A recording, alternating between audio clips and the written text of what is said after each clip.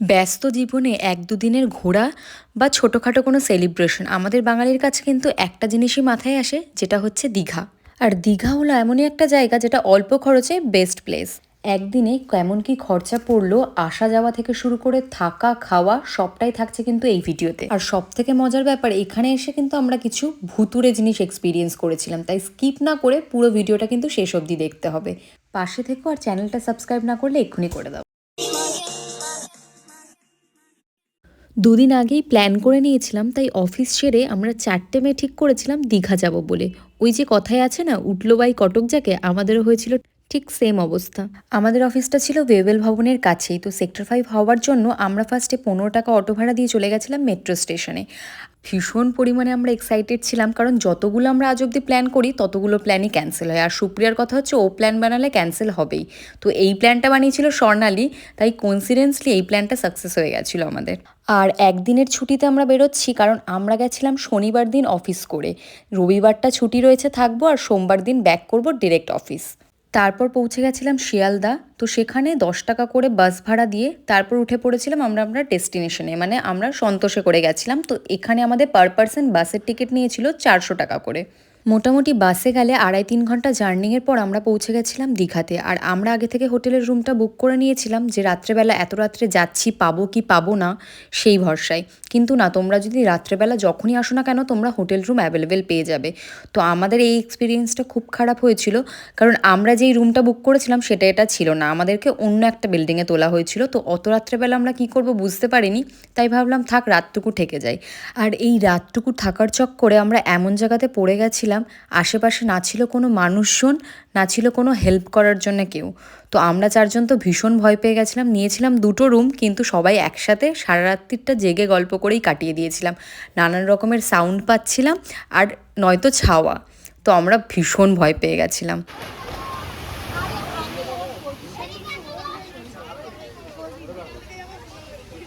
সারা রাত্রিটাই খুবই বাজে একটা এক্সপিরিয়েন্সের পর ভাবছিলাম কতক্ষণে সকাল হবে আর আমরা রুমটাকে চেঞ্জ করব। তো সকাল হওয়ার পর আমরা যত তাড়াতাড়ি সম্ভব সি বিচের কাছে চলে এসেছিলাম।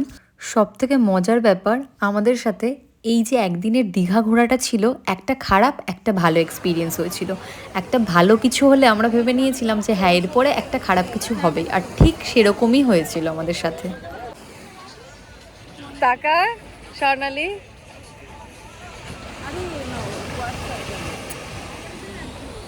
হ্যালো, ভিডিও কলে খালি বিজি থাকে এই মানুষটা। সঙ্গীতা দি,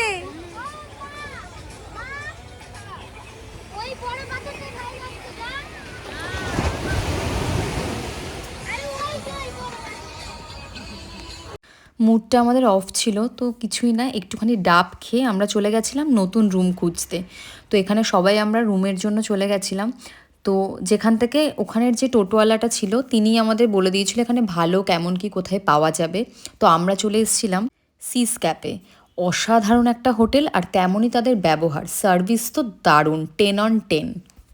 আচ্ছা, শুধুমাত্র কিন্তু হোটেলই নয়, যদি তোমরা ফেরার সময় বাসের টিকিটের অ্যারেঞ্জ হচ্ছে না সেটাও কিন্তু এখান থেকে অ্যারেঞ্জ করে দেয়। যদি তোমরা এদেরকে বলো তাহলে সেই সকালবেলা যখনই হোক, মাঝরাতে যদি যাওয়ার কোনো বেরোনোর প্ল্যান থাকে, থাকতেই পারে, তো সেটাও কিন্তু এখান থেকে অ্যারেঞ্জ হয়ে যাবে। বাসের টিকিট থেকে শুরু করে সব কিছু তোমাদের সেই লোকালিটির নিয়ারেস্ট জায়গা যেটা বাস স্টপ রয়েছে সেখানে ওরা অ্যারেঞ্জ করে দেবে। আমার তো এখানে সব থেকে ভালো লেগেছিল এই বাইরের ওদের যে এই মূর্তি ঠাকুরের এই জায়গাটার গেট আপটা, আমার ভীষণ পছন্দ হয়েছিল। সব থেকে ভালো লেগেছিলো এই ছোট্ট যে কালী ঠাকুরটার ছিল, এই কালী ঠাকুরটা আর এই লক্ষ্মী গণেশের এই মূর্তিটা। তারপর আমরা চলে গেছিলাম একটু ব্রেকফাস্ট করতে ছেঁড়া পরোটা। যেহেতু 10টার আগে চেকিং করতে পারবো না, তাই ব্রেকফাস্ট করে এসে আমরা চেকিং করতে এসেছিলাম। আর এখানে সমস্ত লাগেজগুলো রেখে দিয়েছিলাম। তারপর চলে গেছিলাম রুম দেখতে, আর এটা ছিল আমাদের রুম।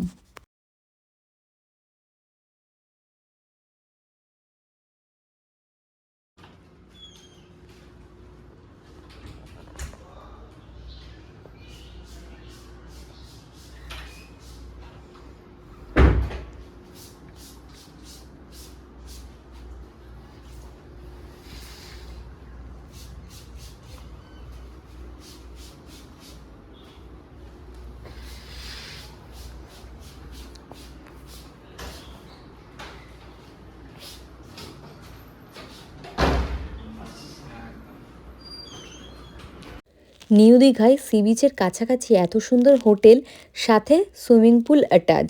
তো আপনারা এটা কিন্তু পেয়ে যাবেন মাত্র 2000 টাকায়। আর আমরা যেহেতু 4 জন গেছিলাম, তো আমাদের পার পারসন পড়েছিল 500 করে, কারণ আমরা একসাথে একটা রুমেই ছিলাম সবাই মিলে। তো ফার্স্টে আমরা কিন্তু সি বিচে স্নান করতে চলে গেছিলাম, ওখানে 2-3 ঘন্টা স্নান করে আসার পর এখানে একটুখানি সুইমিং পুলে নেমেছিলাম। তো তারপর আমরা সবাই মিলে রেডি টেডি হয়ে চলে গেছিলাম একটু খাওয়া দাওয়া করতে। মারাত্মক খিদে পেয়ে গেছিলো, তো ঝটপট করে রেডি হয়ে গেছিলাম। আর ঘুরতে আসা মানে সেখানে হবে বাওয়াল। তো আমাদের এখানে ডিসকাস হয়েছিল 2 ঘন্টা ধরে যে ফার্স্টে কোথায় যাবো এরপর ঘুরতে। আচ্ছা, রাত্রের এক্সপিরিয়েন্সটা তো আমাদের খুব খারাপ ছিল, কিন্তু হোটেলের রুমটা পেয়ে গিয়ে আমাদের মনটা সব ভালো হয়ে গেছিলো, আর সেই জিনিসটা আমরা ভুলেও গেছিলাম। এবার তো আমাদের সাথে কিছু একটা খারাপ হওয়া দরকার, তাই না? তো কি হয়েছিল, আমরা যখন দুপুরবেলা খাওয়া দাওয়া করতে এসেছিলাম, তো আমরা একটা রেস্টুরেন্ট খুঁজছিলাম যেটা হচ্ছে আমরা বাঙালি। সেখানের খাবার থেকে শুরু করে বিহেভিয়ার আর প্রাইস রিজনেবল বেস্ট। তো সেটা খোঁজার চক্করে আমরা একটা অন্য রেস্টুরেন্টে ঢুকে গেছিলাম।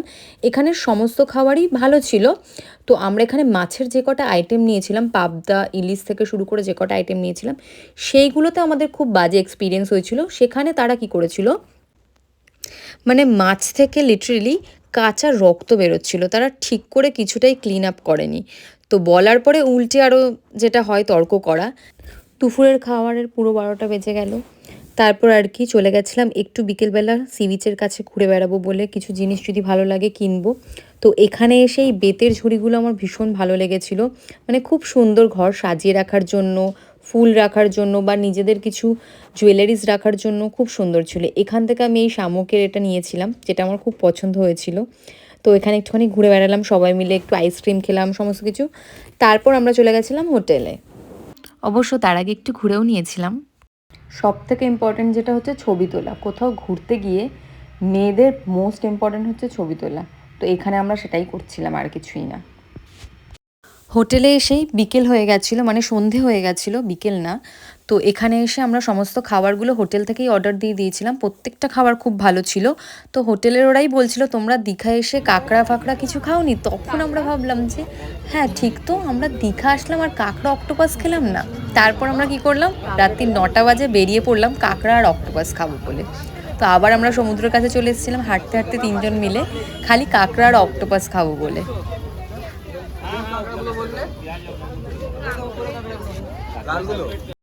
আচ্ছা, কাঁকড়া যদি তোমরা এরকম কষা নিতে চাও, সেটা কিন্তু 770 মতো নিয়েছিল ওরা, যেটা তোমাদেরকে 4 টাইপেরও তোমরা নিতে চাও, আবার এরকম রান্না করে যদি বলো সেটা ওরা বানিয়ে দেবে। তো 70 টাকা মতো এরকম নিয়েছিল। আর এছাড়া আমরা এখানে খেয়ে নিয়েছিলাম অক্টোপাস, দুটোই দারুণ ছিল। আর আমি ফার্স্ট টাইম অক্টোপাস ট্রাই করেছিলাম, তো আমার তো দারুণ লেগেছিলো। অক্টোপাসটা তো অসাধারণ ছিল। দাদা ওটা স্টার্টিং হবে দাদা,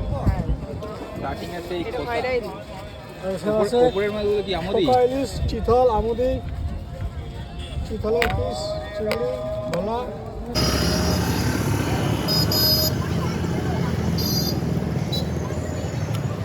এখানে ঘুরতে এসে তুমি প্রচুর জিনিস কিনে নিয়ে নিতে পারবে।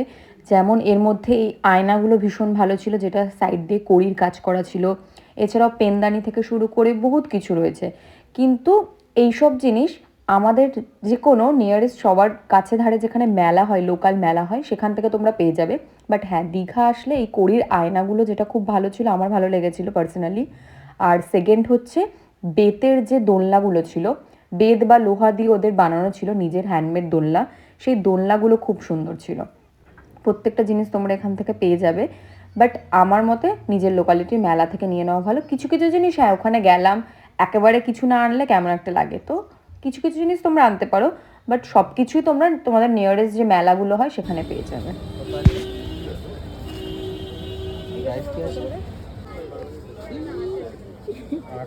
নিতে পারে 800-900। ছোটটা নিয়ে গেছিল, ওটা রড দিয়ে তৈরি, ওটা হচ্ছে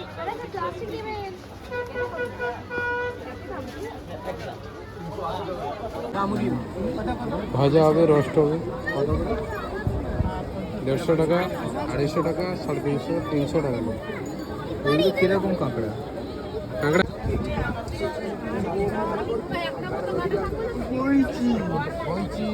আর এখানে এত হাওয়া দিচ্ছে যে প্রত্যেকটা দেখো ভিডিওগুলো এরকম হচ্ছে। এটা দেখা খেজুর পাতা। খেজুর পাতায় সুন্দর খেজুর পাতা একদম ইউনিক। দেশে দুনিয়া সব দুনিয়া করে আমি যেটা আসছি 50 টাকা লাগবে তো জলগুলো জাহাজে থাকে। ঘুরে টুরে চলে আসলাম রুমে। এসে সকাল সকাল রেডি হয়ে পড়লাম ব্যাগ ট্যাগ নিয়ে অফিস যাব বলে, কারণ রবিবারের দিনটাই আমাদের থাকার কথা ছিল। তো সোমবার হয়ে গেছিলো, আমাদের অফিস যাওয়ারও সময় হয়ে গেছিলো, 9:30টার মধ্যে অফিস ঢুকতে হবে। খুব অল্প সময় আমরা সবাই খুব মজা করেছিলাম। আচ্ছা, পার পার্সন তোমাদের 2000 টাকায় কিন্তু ভালোভাবে ঘুরে আসতে পারবে। দেখা হচ্ছে পরের ভিডিওতে। টাটা।